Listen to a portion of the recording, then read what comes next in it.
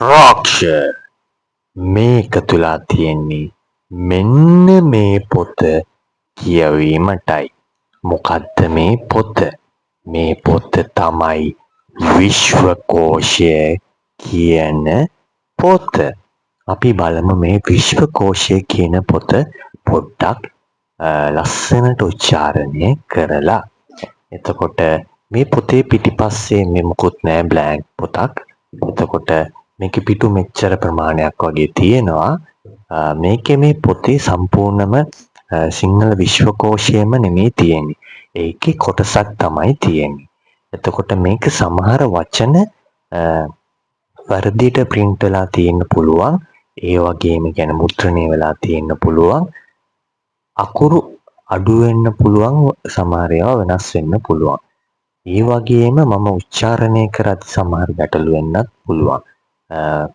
ඒ කෙසේ වුණත් මම ඉතා රසවත් විදිහට මේක ඔයගොල්ලන්ට නිර්වද්‍ය උපරිම නිර්වද්‍යයෙන් මේක ප්‍රකාශනය කරන්න උත්සාහ කරනවා.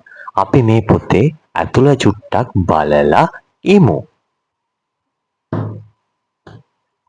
ඉතින් මම දැන් මේ පොත චුට්ටක් පෙරලනවා. මුල් පිටුවේ මොකුත්ම නැහැ, හිස් පිටුවක් තියෙන්නේ. ඒ වගේම දෙවැනි පිටුවෙත් මොකුත්ම නැහැ, හිස් එක. පිටුව පොඩ්ඩක් ඇලිලා. තුන්වෙනි පිටුවෙත් මොකුත්ම නැහැ, ඒකත් හිස්. හතරවෙනි පිටුවේ දකුණු පැත්තේ තියෙනවා සිංහල විශ්වකෝෂය කියලා සාමාන්‍යයෙන් ලොකු අකුරකින් ලියලා. එතකොට යටින් චූටියට ලියලා තියෙනවා මේ පැත්තට ඉරක් දිග එව් 12.63.2. ආයි මේ පැත්ත චූටි ඉරක් වරහන් ඇතුලේ 68යි, මේ පැත්තට ඉරක් 3යි වරහන් වහනවා. ඊළඟ පිටුවේ අකුරු ගොඩක් තියෙනවා. මම ඒ ටික ඊළඟ වීඩියෝ එකෙන් ගේන්නම්.